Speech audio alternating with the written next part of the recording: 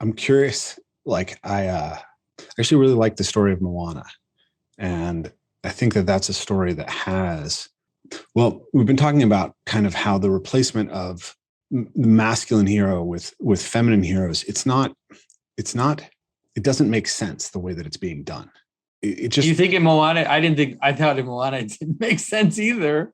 I I, think Moana was one of the first, like the yeah. Well, first that's what's cracklings of interesting that. because I watched your video on Moana Yeah, and I actually think that you're right too. yeah.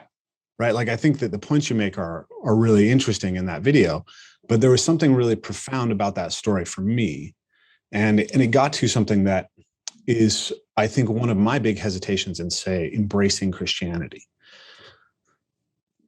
which is that it is the relationship with the feminine doesn't seem to be fully represented or well balanced in the Christianity Mm-hmm. that I've seen. And even in the idea of the Trinity, the idea of a Father, Son, and a Holy Ghost, it's like, well, to me, the ghost sounds like the ghost of the feminine that's not there. Um, and you know, you can there's a there's a there's a within the kind of historiography of of of, of Semitic religion, there's this idea Yahweh used to have a consort. There's evidence that that is a thing that showed up in the old temples of the Israelites. It's controversial, but it's an interesting idea to me. And you know, when I first encountered Peterson, he had this idea that you know there's the divine masculine, the divine feminine, and they both have a tyrannical and a beneficent aspect. The feminine is nature or chaos. The masculine is culture and order, and then there's the individual who mediates between them, and that's the hero and the adversary. And then he said Christianity is the most archetypally complete religion. And I was like, well, okay, but where's the divine feminine represented there? And it seems to me, I had this sense at the time that we live in a time when it's more important than ever to have a really good articulation of the divine feminine for two reasons, which are sort of weirdly paradoxical. One is that if we think of the feminine as nature and we think of of the masculine as culture, there's never been a time in which culture had so much power over nature and so much potential to damage it. 100 years, like even 200 years ago, like we were vastly more threatened by nature than nature was threatened by culture in many ways. But now it's like we could let off a bunch of nuclear bombs and change nature such that we couldn't survive in that world. And so there's something about that's important to me. And then the other aspect of it is that due to the pill, due to the change of what work is, due to, you know, female sanitary products, due to public bathrooms, women have been able to step into roles of power in our society in a way that they weren't for the last 10,000 years. And we don't have a good way of articulating how the feminine goes bad. If you Mm-hmm. Well, we do. We have plenty of ways. Like it's just people don't know them. Like they don't know the stories. yeah. But in terms of the feminine, it's you know, Christianity has the Mother of God. If you want to understand it, it's like I think maybe you were exposed to more kind of evangelical or Protestant Christianity, but traditional Christianity has the notion that that Mary is the Mother of God in the sense that she is the place, she is the throne, she is the container, she is the potential out of which the manifestation of God appeared in the world. Okay, and there is also a deeper aspect to that, which is that there's an eschatological reality. That is, that there's a reality in the totality, in the end, you could say, where all of nature, you could say, or all of creation is meant to be deified. So there isn't a sense in which there's, so you don't have at all the sense in which there's like, let's say, God Father, God Mother, right? Like you see, for example, in many native mythological structures and things like that. You don't have that. So you have God, and God is usually represented mostly as masculine. Although we no Christian believes that God is masculine. Like we believe that God transcends categories. But in the way in which he presents himself to us is as Father. But that's important because that's what presentation is. That's what statement is. Statement, order, manifestation, categorization, all of these are the masculine things. We can't pretend like we're standing. We always have to stop pretending we're standing outside of this. We're inside. And so when it's like for in the Christian world, when the divine manifests himself, it's masculine, it's Father. That's the image. And then it's Father moving in a loving relationship with creation, so that in the end, so imagine it like as a story which extends into totality. There's a joining, there's a sexual union between heaven and earth, which is fully realized. And that is the totality in which all things are called into God and are called to become God through participation. So this is something which is really, let's say, at least in the Orthodox tradition, this is the way that it's perceived and presented, and this is the way that it's seen. And there are movements in the Orthodox Church called Sophiology, which are movements to explicitly, let's say, formulate the divine feminine. You could call it that way. Mm-hmm. But those have been prescribed by the church, and I think for good reason, because that's the problem with pretending you're not in language, is that you can't formulate it. You can't put it into a formula. If it's supposed to be potential, once you formulate it, it's no longer what it is. And so there are places, there are mysteries, like you read in the Church Fathers, they talk about the womb of God, right? They have these expressions, but they're never dogmatic. They're never something you have to like say, this is the structure, because what are you doing then? Yeah. You're perverting the very nature of the thing you're trying to formulate. Yeah. First, I have to go back. I probably brought you in a space that you never thought existed all of a sudden. I'm like, what is this Christianity Jonathan is talking about? But I want to go back to Moana, because I think this captures why Moana was valuable to me. And I want to, I'm curious to get your response. Right. So when I first encountered Peterson, he's talking about the heroic archetype and the dragon slayer. And then he says that the reciprocal for women is the Beauty and the Beast myth.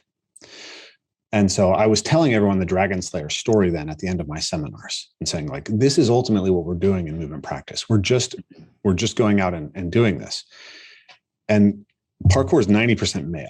So it's like, is this a more masculine thing to choose this type of path? Like, how does this interact with femininity? Mm-hmm. But I had female students the whole time, and I learned profound things from them. And they were always it was really an amazing thing to work with women. So I had a big seminar in 3 days. It's all beautiful. It's going great. And then I tried to tell the Beauty and the Beast story after the dragon story. And it just went over like a lead balloon. And these women were really not happy about it. A lot of them were really proactively feminist, and it just didn't work. So I went back and I was like laying in my bed, and I was up till like 2 a.m. that night thinking, and I thought about the idea of the story of St. George and the dragon, and that there's a portrayal of a masculine and feminine aspect of the heroic, and that ultimately both George and the princess confront the dragon. She doesn't leave when he engages in the confrontation. She assists him in the confrontation. And ultimately, it's actually her girdle wrapping itself around the dragon that resolves the situation. So I had this idea that there's these two aspects to the confrontation with chaos. One is that the destruction of the chaotic and the assertion, the penetration of the lance. But the other is the holding of the space in which the chaotic comes into order. Yeah. And I thought about that in relationship to like children. Children are little chaos things, and you don't go put a lance in them, right? You hold a space that has enough strength, enough boundary, enough discipline, but that is nurturing, and that's how they come into order. Yeah, it's a home, like it's the symbolism of a home. But and I thought it's all there. Like if you once you understand what you just said, you'll realize when now you look back at the stories, you'll see that it's all there, but it's there often in a way in which also let me tell you, like, you know, the story of, I forget which sword, one of Arthur's sword. I think it's Excalibur. So, right. So when Arthur receives Excalibur, he receives the sword and he receives the sheath. And the sword, with that sword, right, he can strike all the enemies or whatever. And then with the sheath, he's protected from all harm. And the question is, which is more valuable, the sword or the sheath? And that's actually some of the questions that appear in the romances. Arthur loses the sheath, you know, but it's like there's a suggestion, which is that the sheath is in some ways secretly more powerful than the sword. Yeah, here was the interesting thing that I sat there and I realized. So I realized that there's something like, there's like a heroic power of assertion and a heroic power of surrender. And I had this really strange realization as I was laying there, which was that when I did the things in my practice that were most heroic, let's say, most dangerous, right? Where if I failed, my life was literally on the line. Mm-hmm. I had to call on both of these. And it was the assertion that got me to choose to do the thing and to stand in front of the jump. But I never felt safe until I waited for a sense that the jump was already going to happen and that I was surrendering into it. Mm-hmm. The experience of doing the jumps when I could die is not an experience of pushing with will. It's an experience of acceptance, of surrender. And so there was this weird place where I consider myself a pretty masculine guy, and I'm doing a very masculine thing that's 90% male. And yet somehow I'm relying on this deeply feminine power in the most emblematic expression of this. So I went back and I've shared that story over and over again, and it really resonates with people. And so I talk about this idea of the feminine aspect of the heroic and the masculine aspect of the heroic. But there's a weird thing, which is the version of the story that I understand is that once the dragon is tamed, they take it back to the village and the villagers throw stones and George kills the dragon. Yeah, well, they're different. There are many versions of the story. Yeah, so, I know there's. Yeah, that is definitely one version where he tames a dragon, brings it, and then kills it later. Yeah, and the kind of the way that I interpret that was like, it's a gift of the divine feminine that's not seen. It's too threatening. And so when I saw Moana, like what I saw was you have a feminine hero, but she's not just a masculine hero inverted. She actually is feminine. And ultimately, what she does is recognize the power of love to redeem a dragon and bring it into beneficent order. She flips the polarity of the divine feminine from the monster, the dragon, to the queen of nature.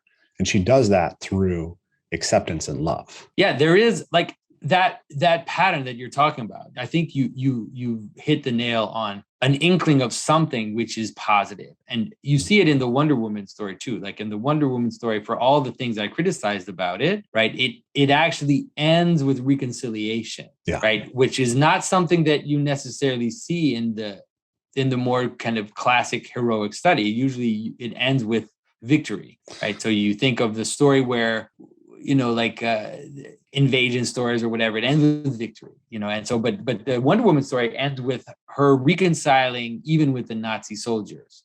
Like she has an effect on them where they cry and regret what they've done and all this stuff. And there's this like moment of reconciliation. I think she even mentions love or something. And so you're right that's something that's interesting. That's an interesting possibility for storytelling. And there is a little bit of that in Moana, and there's definitely a little bit of that in other stories. So yeah, it's not completely.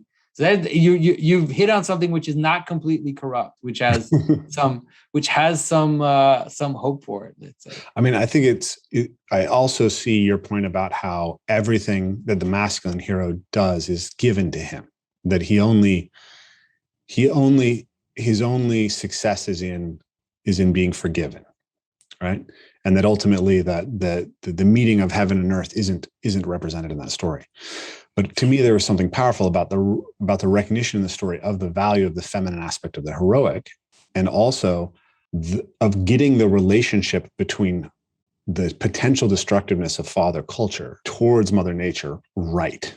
Mm-hmm. Right? There's a reconciliation of the natural world culture in that story, which is represented in the journey of that feminine hero.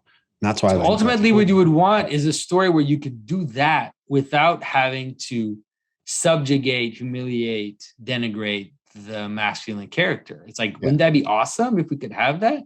Yeah, But it's absolutely. like, we watched, my son and I, we watched the Black Widow movie, and it's the same, right?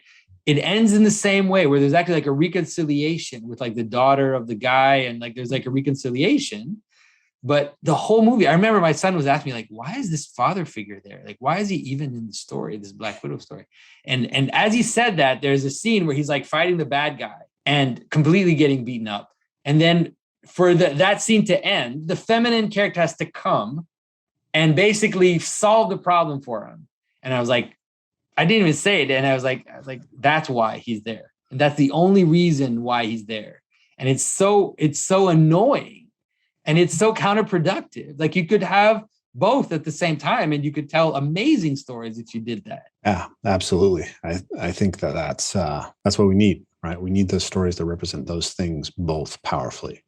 So we need the Return of the King and the Queen. How about that? Let's do it that way. Well, that's the cool thing. I think it's so funny. Like, the critique of Tolkien is so interesting to me, because it's like, oh, he doesn't have any strong feminine characters. I'm like, wait, Galadriel, Eowyn, like, look at where the world that he's inhabiting. But also, these characters they represent like real aspects of feminine heroicness that show up in history too, right? And then the other aspect that I was thinking about in reference to this is the idea that Tolkien is ultimately a black and white story. And there's another part which is harder for people to get, and I hate to bring it back, but this is the problem of making things explicit.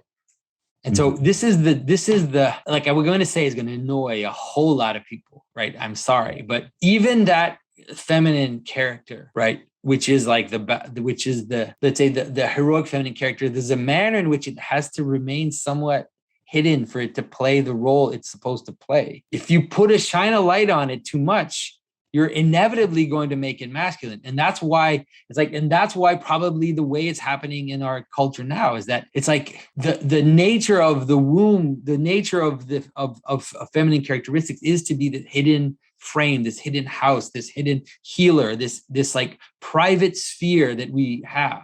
Mm-hmm. And so it's like, if the private sphere is the private sphere, it's the hidden place, it's the secret of the bedroom, it's the king who goes away from the meeting and in the evening, and then for some reason when he comes back in the morning, he's changed his mind and nobody knows why, right? It's that transformation, which, don't denigrate it, it's a real and powerful reality of the world, which is the manner in which things happen in secret and transformation happens in dark places. And so it's like, if you shine too much light on that, you're going to change its nature. And that's one of the problems of the situation we have now. It's interesting, because as I've been thinking a lot about this, I've been like, well, what are the stories that sort of aren't just well told and don't just get into these issues, but actually point out something new, something that moves forward? And the author that I think is doing that best in fantasy fiction is Daniel Abraham. And he really represents this, but it's made much more explicit, right? But I think it works. I'd be very interested to see your take on his work. But I think he writes incredibly powerful, agentic, feminine, female characters that really change the world. But they don't just play out masculine archetypes. They do it in the ways that traditionally women in a lot of these societies had to do that. Yeah. They don't get a medal. And it's like, I understand everybody wants a medal. But the medal is there's something of the medal, which is a masculine, like a masculine fantasy, and even like a masculine vanity. It's not getting the medal has no value ontologically. It has no value cosmically. It's just like, it's actually a temptation even for men. But like the idea that the transformations that are operated by the feminine, not just even like female characters, but just the types of transformations which are operated by the feminine, like, these are extreme. You know that movie, I don't know if you've seen the movie, The Big Fat Greek Wedding. I use this example all the time, right? There's a scene. So this girl wants to marry this guy who's not Greek, and her father doesn't want it. And like the father says, no, you can't marry the guy. and the girl is crying and her mother's with her. And she's like, Dad is the head of the household. Whatever he says goes. If he puts his foot down, that's it. And the mother looks at her and she says, yes, the father is the head of the household, but the mother is the neck. And wherever the neck turns, that's where the head looks. And it's like, right. And so, but that's already saying too much. Like that scene is already scandalous, because if you tell the man, I'm the neck, it's not going to work. You have to be it in secret. I'm sorry I'm really ruining all of this, but you have to be in secret, the agent of transformation, for it to be real. But she's telling her daughter she's the neck, but she would never tell her husband that. Mm-hmm. If she told her husband she's the neck, then it would just be a fight. Well, if the neck claims to be the neck, then it becomes the head. Exactly. And so that's the reality of the secret, and the reality of these secret patterns that and it's the same thing with the problem of the divine feminine. And the problem of the way it's presented in Christianity is that as soon as you say it, it becomes a lie. As soon as you say it, it becomes denatured. And so you don't say it. Again, I find this really interesting ring with the beginning of the Tao book, with Taoism, right? The way that can be named is not the eternal way. The nameless is the mother of all things. So the divine is represented as feminine first in the Tao, but it's also represented as undefinable. The only thing you can say about it is that it can't be named. Yeah. And that's something which I told you is hinted at. Mm-hmm. Like Saint Ephrem the Syrian he says the divine womb and then says, shut up. He says, and I'm not going to talk about this. Yeah. Okay. So, but it's interesting to think about it. Think about how, let's say, kind of new age type spirituality is. Yeah. Like the nameless stuff is all they want to ever talk about. Yeah. That's all they care about. That's all they talk about. That's all they want to put into light. And it's like, that doesn't work. You can't, it doesn't, if it's nameless, it's nameless. Like hint at it and shut up. Don't stop talking about it. Stop trying to destroy the world with it. And that's what happens when people talk about it too much, is that they're actually trying to destroy the world with this non-dual, infinite, unnameable thing. It's like you're destroying the world, people. I think, I think it's really funny because I feel like I said in our last conversation, it feels like most people who have been moved by Taoism in the West just ignore the passage about how the named gives rise to the 10,000 things, right? They get obsessed with the idea that namelessness is first. Yeah. Don't notice that you don't get anywhere until you bring in the name. So that fits with what you're saying.